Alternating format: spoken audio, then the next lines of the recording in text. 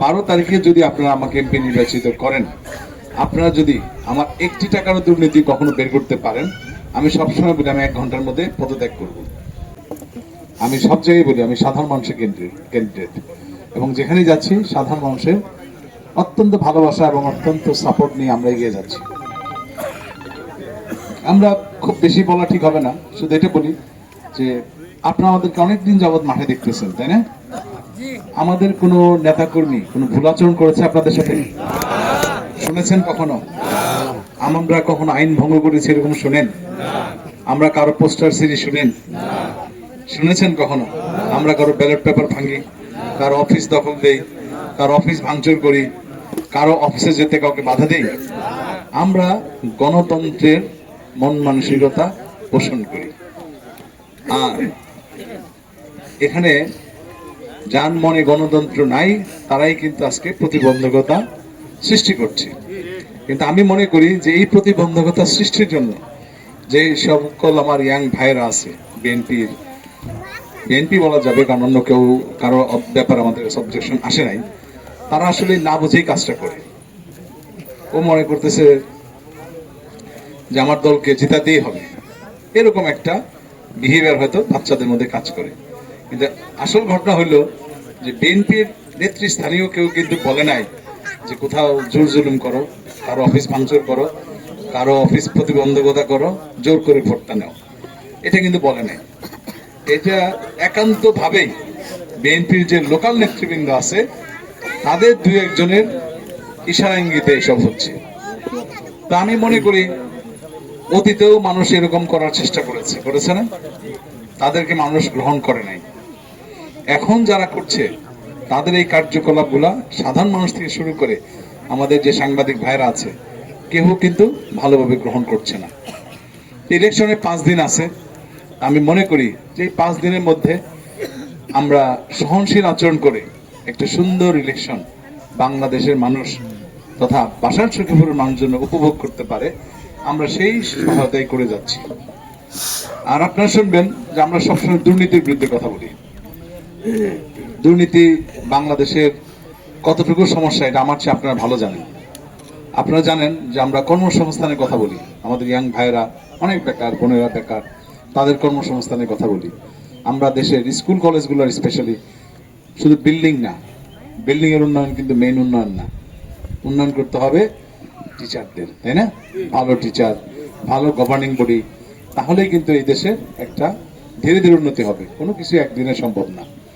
কিন্তু আমরা সততার ক্ষেত্রে একটা কথা বলি যে 12 তারিখে যদি আপনারা আমাকে এমপি নির্বাচিত করেন, আপনারা যদি আমার 1 টাকারও দুর্নীতি কখনো বের করতে পারেন, আমি সবসময় বলি আমি 1 ঘন্টার মধ্যে পদত্যাগ করব।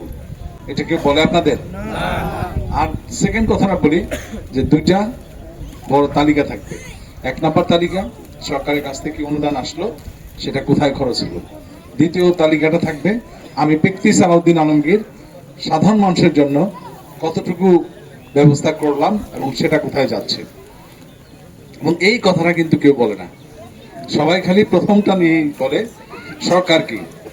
যেমন ফ্যামিলি কার্ড, কৃষক কার্ড, বিএনপি যেগুলো বলে বা জামাত যেগুলো বলে সেগুলো কিন্তু সরকারি কোষাগার থেকে যাবে, সেটা কিন্তু বিএনপির এমপিদের জন্য না। শুধু এই কথাটা কি বোঝাতে পারলাম?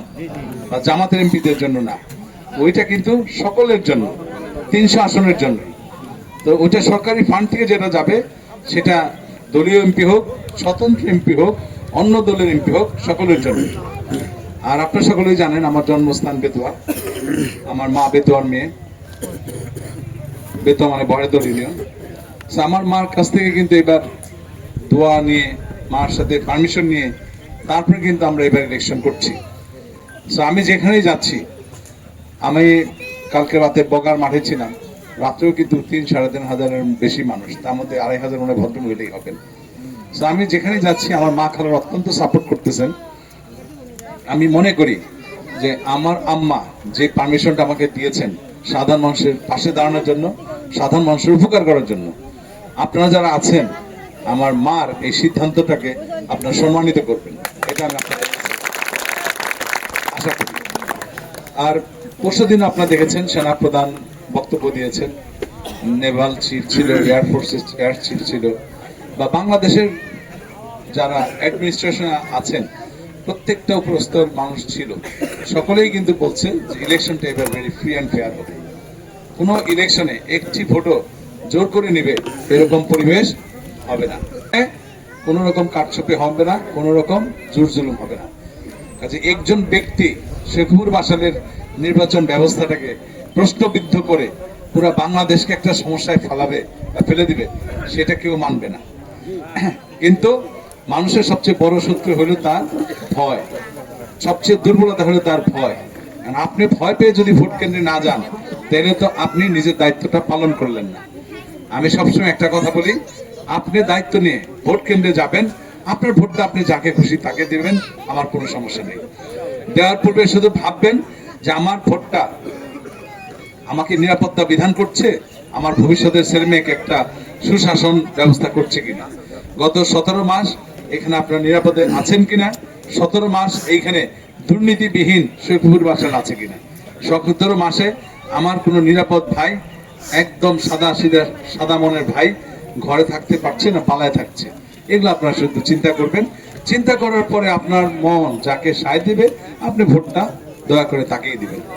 আর একটা কথা বলি, আমাদের আমলে আমরা যদি এমপি হই, একটি মিথ্যা মামলা কারোর বিরুদ্ধে হবে না, এটা একেবারে গ্যারান্টি। একটি অন্যায় কাজও আমার হাত দিয়ে আমার জানা মতে হবে না। আর একটা কথা বলি, যারা মিথ্যা মামলায় ঘরের বাইরে আছেন তারা 13 তারিখ থেকে সকলেই বাসায় ঘুমাইতে পারবেন আল্লাহর রহমতে। যদি কাউকে জেলে যেতে হয় বলেছি, সেটা আমি নিজে যাব, কিন্তু আমার শেখপুরের কোনো ভাই বা কোনো বোনের হাজবেন্ড বিনা কারণে ঘর ছাড়া হবে, এটা আমরা কখনোই মেনে নিব না। আর আল্লাহর কাছে যখনই যা চেয়েছি, আল্লাহ কখনো নিরাশ করেন নাই। পৃথিবীর কোথাও আমি পরাজিত হই নাই। আপনাদের দোয়া থাকলে এখানেও পরাজিত হব না ইনশাআল্লাহ।